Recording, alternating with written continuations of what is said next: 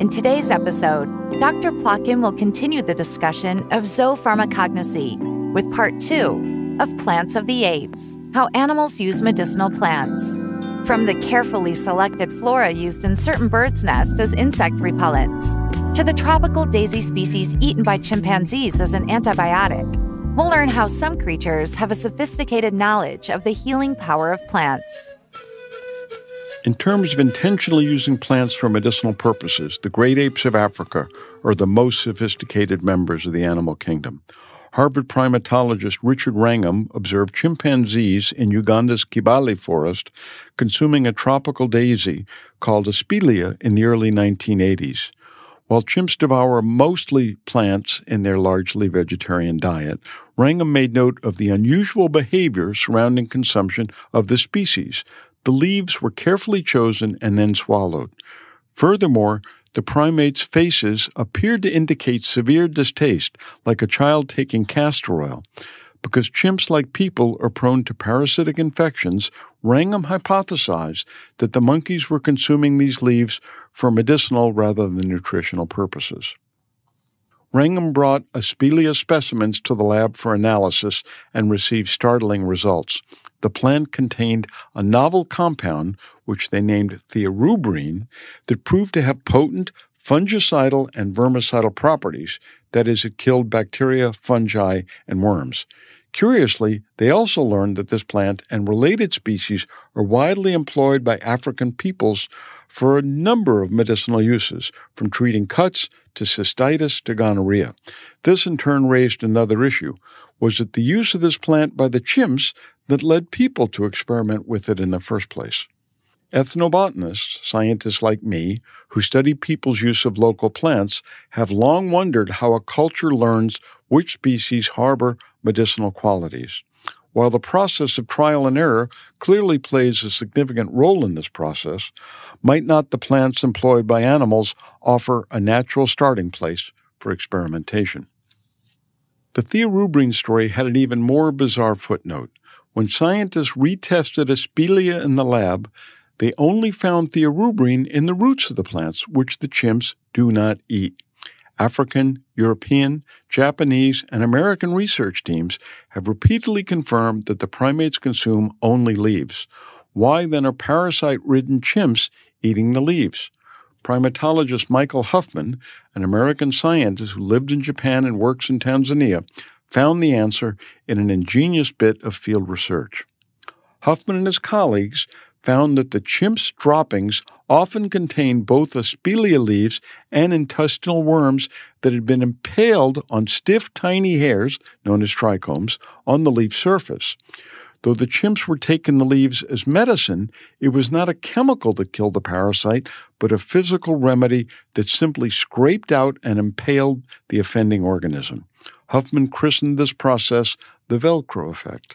Because of this research, however, scientists had indeed discovered a new antibiotic.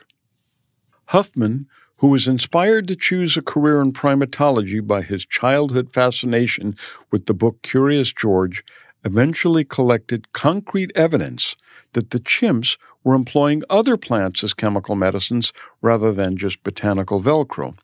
Huffman has focused much of his field research on the Mahale region of Tanzania along the eastern shore of Lake Tanganyika, close to where the explorer Henry Morton Stanley found David Livingstone more than a century ago, and about 100 miles north of Jane Goodall's famous site at Gombe Stream. There, Huffman's guide and mentor is Mohamedi Sefu Kalunde, a soft-spoken elder of the local Watonwe tribe. Kalunde is both a skilled naturalist and a renowned herbalist. Kalunde and Huffman were tracking a sick female chimp in November 1987 when the chimp stopped in front of a Vernonia bush of the daisy family, tore off a branch, and began peeling the bark. 10 years later, Huffman still vividly recalled the events that transpired.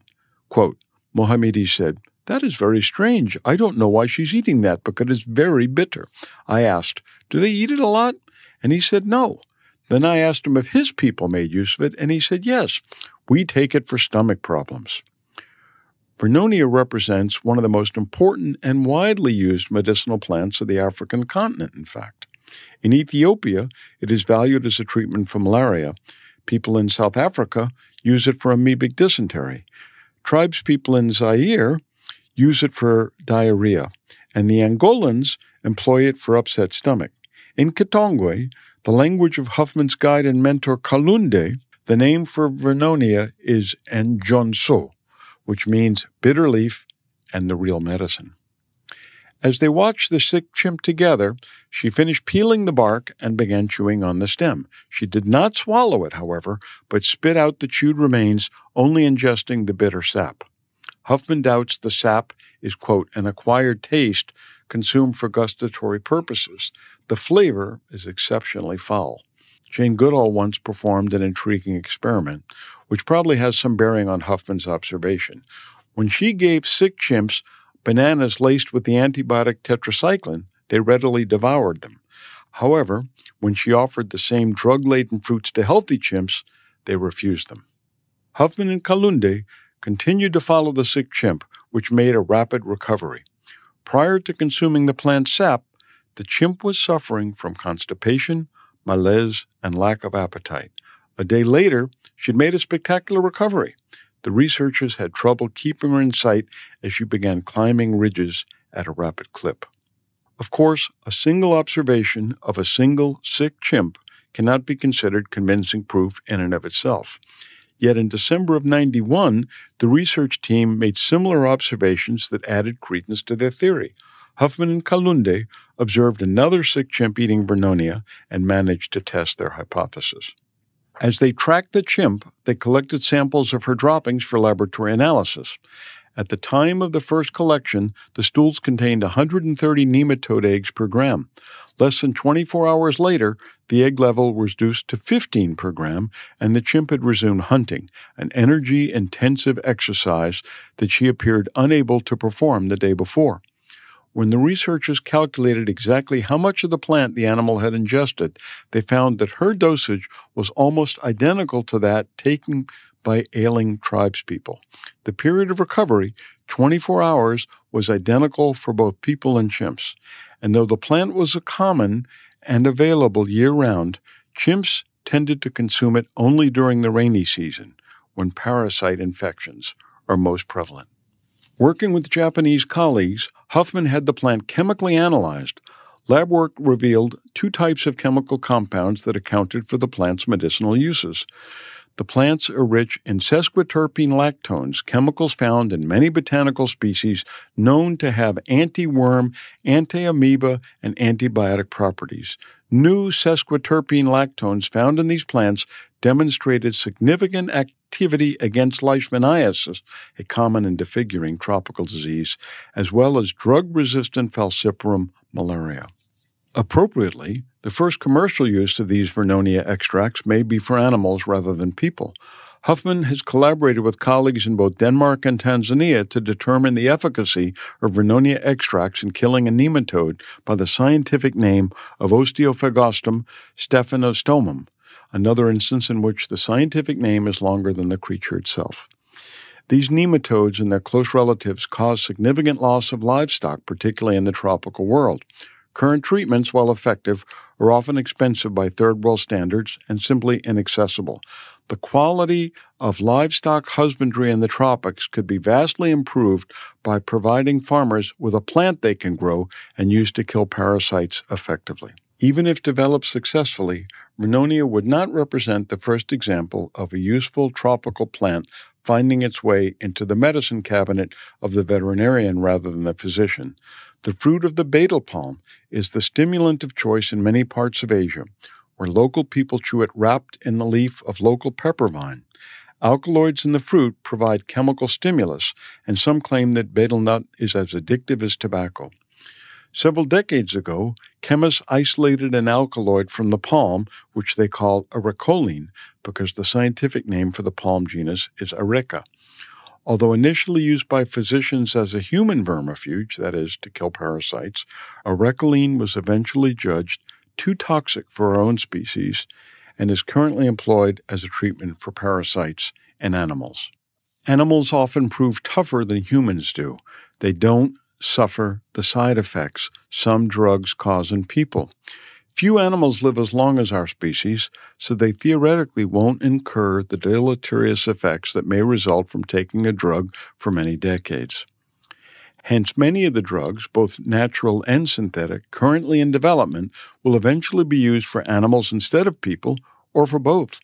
The magnitude of the veterinary market is enormous, encompassing everything from domestic dogs and cats to zoo animals to cattle, pigs, sheep, and horses that serve as the basis for agricultural operations all over the world. In fact, the annual global value of veterinary drugs is estimated to be more than $29 billion, almost $30 billion a year.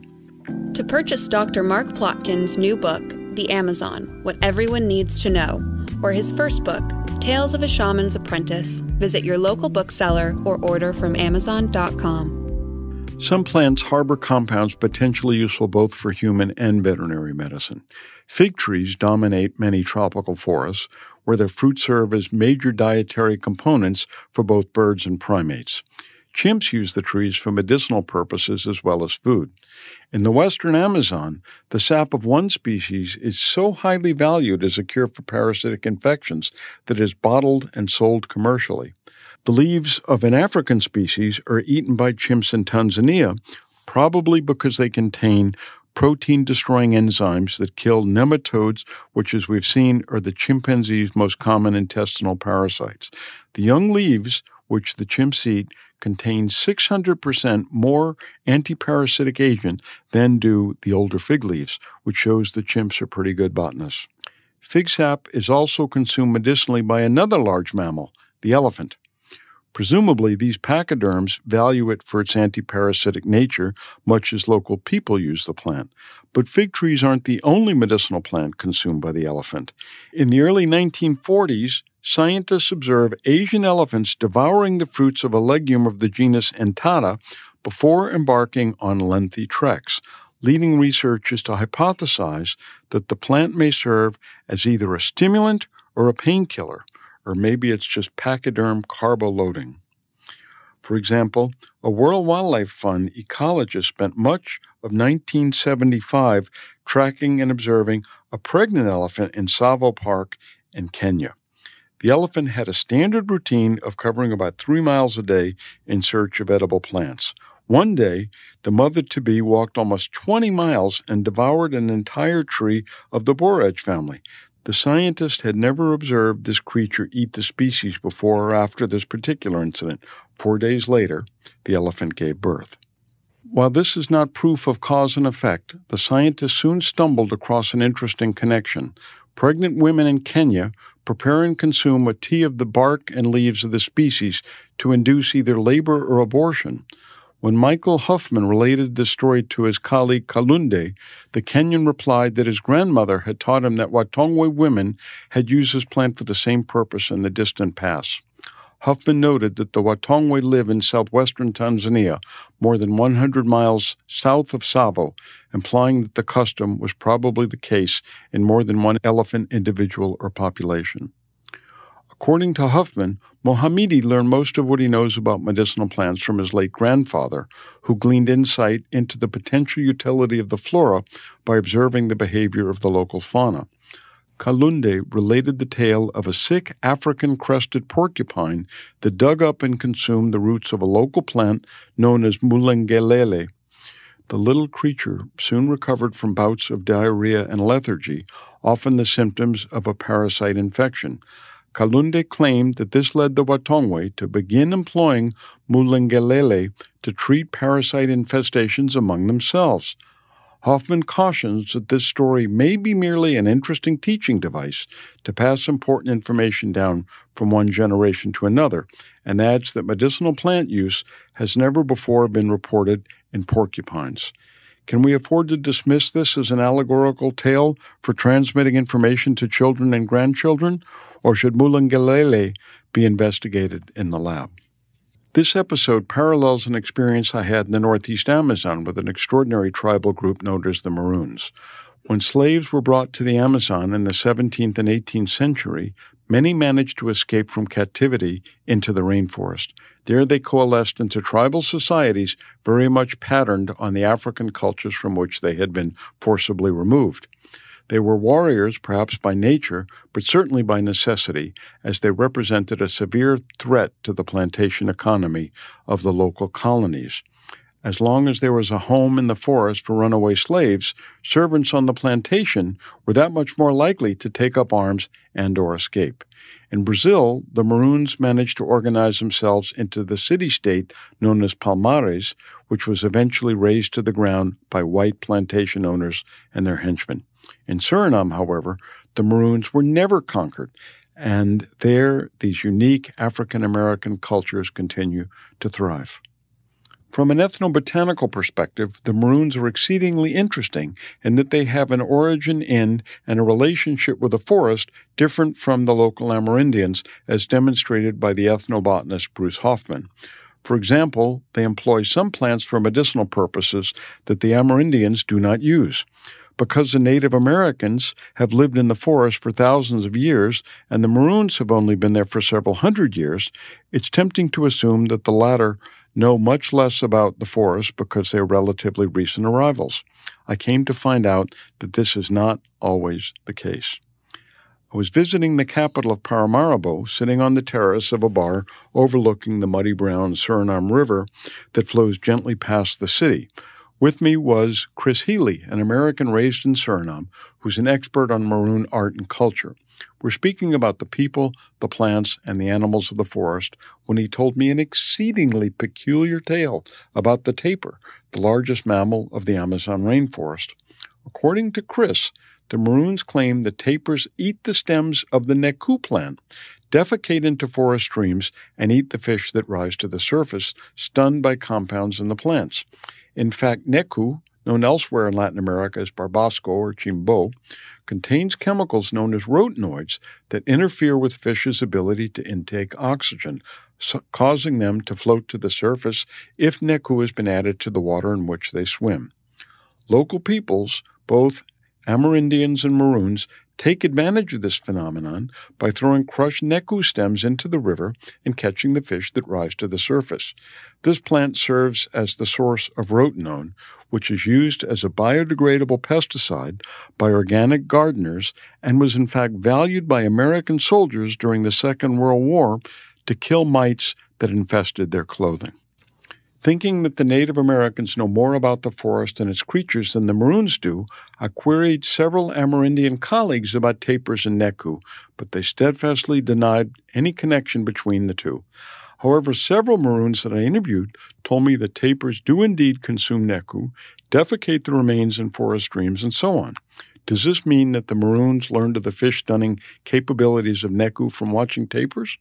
Or is this merely something on the order of a fanciful tale concocted to teach youngsters about the value of the vine, much as Hoffman suggested may have been the case with the mulangalele and the African crested porcupine? One of the reasons to suspect that the Maroons may well have learned from the tapir is that so much more evidence of animal use of medicinal plants has come to light since scientists began searching for it over the course of the past few decades. Chimps are the best documented group in terms of plant use for medicinal purposes, and it may be argued that their utilization of healing plants is somehow not particularly representative of the plant kingdom because these primates are so closely related to us and so intelligent. The great apes are in fact known to employ over 30 species of plants for medicinal purposes.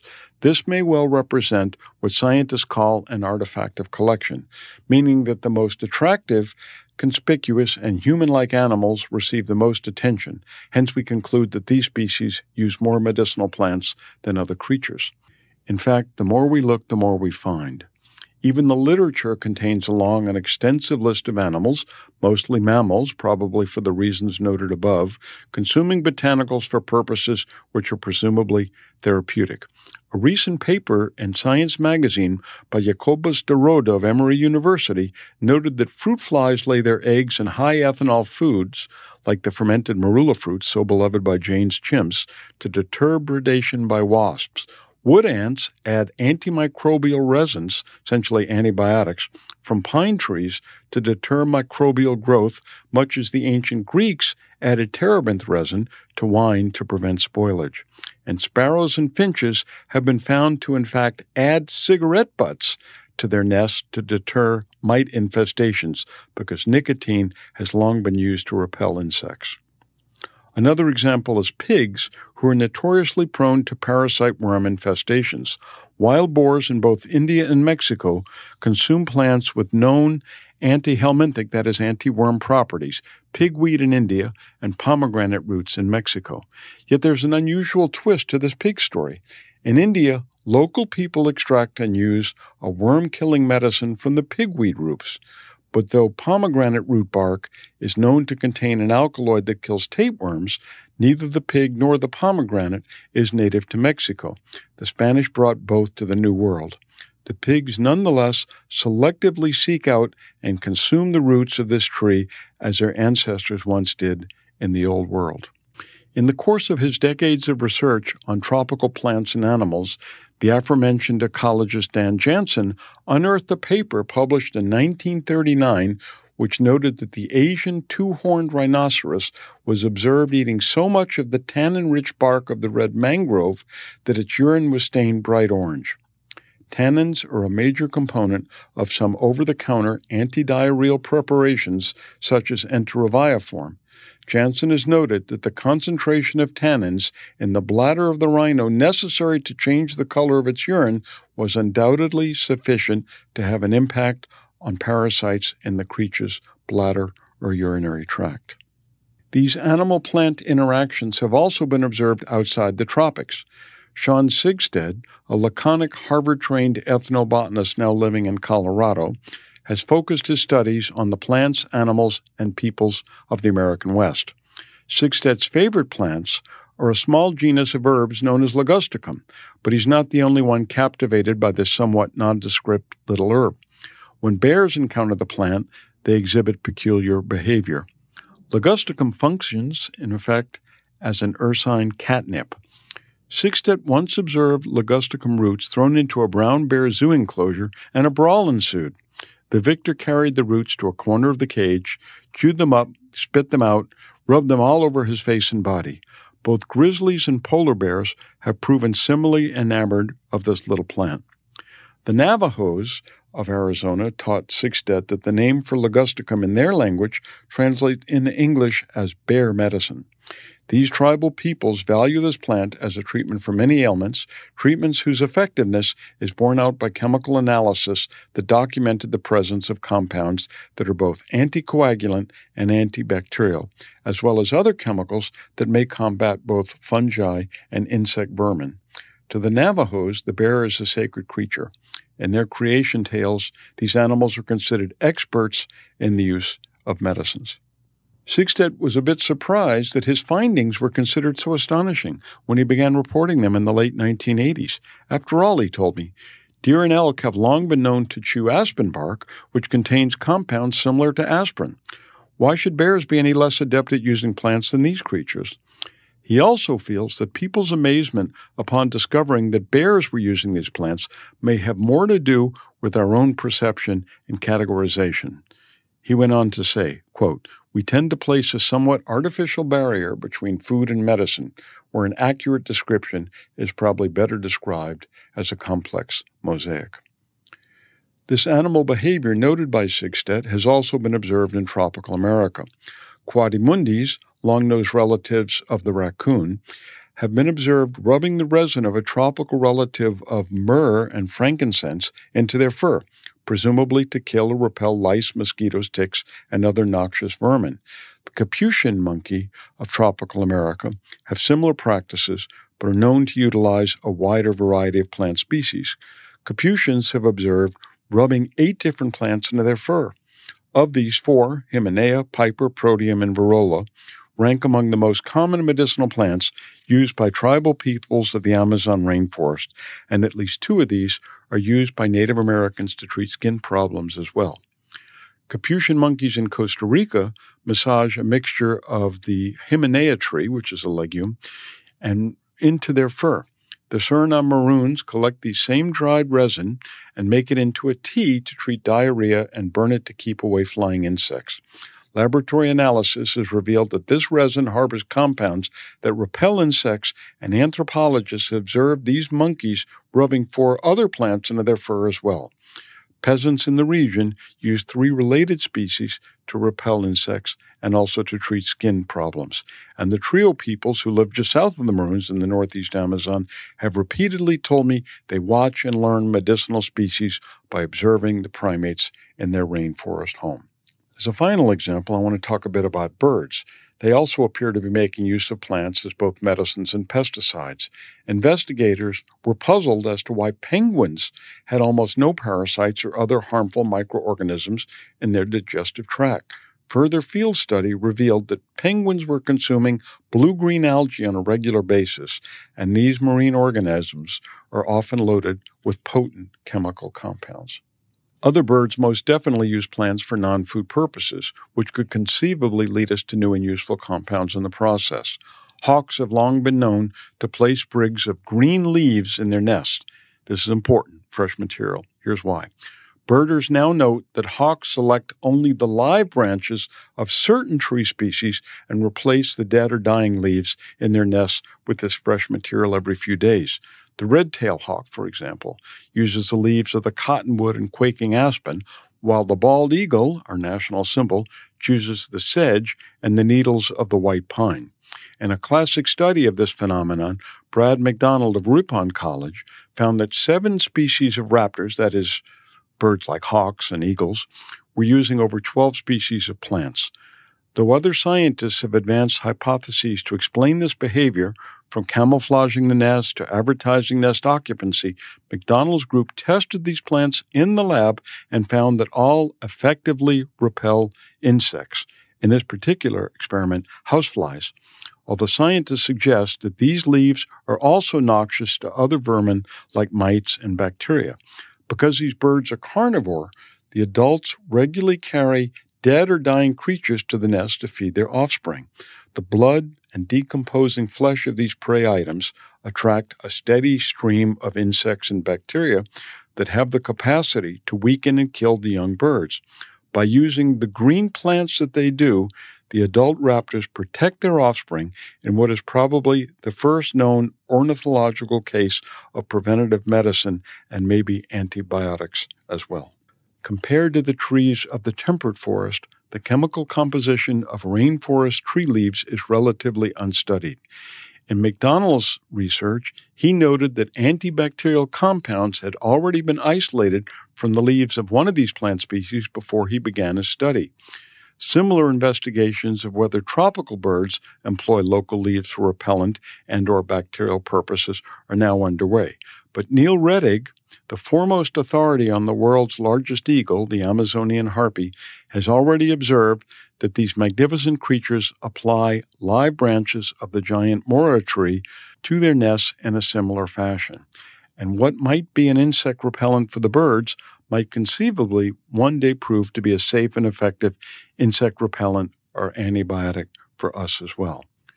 If we can find new painkillers from frogs, new stimulants from porcupines, new antiparasitics from penguins, new antibiotics from chimps, and new contraceptives from woolly spider monkeys, what else might be out there in the forest, on the prairie, or inside the coral reef, being used by local species and awaiting our discovery of its benefit to our own species? What might have already been lost?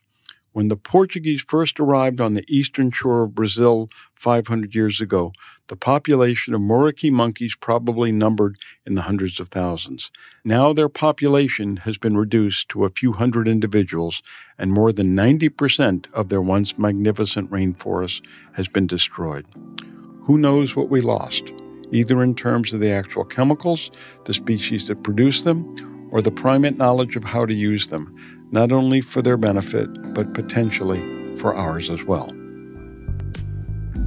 If you've enjoyed this podcast, please remember to subscribe, share, and give us a 5-star rating. We appreciate your support for the protection of the knowledge and biodiversity of indigenous peoples and ancestral territories by the Amazon Conservation Team.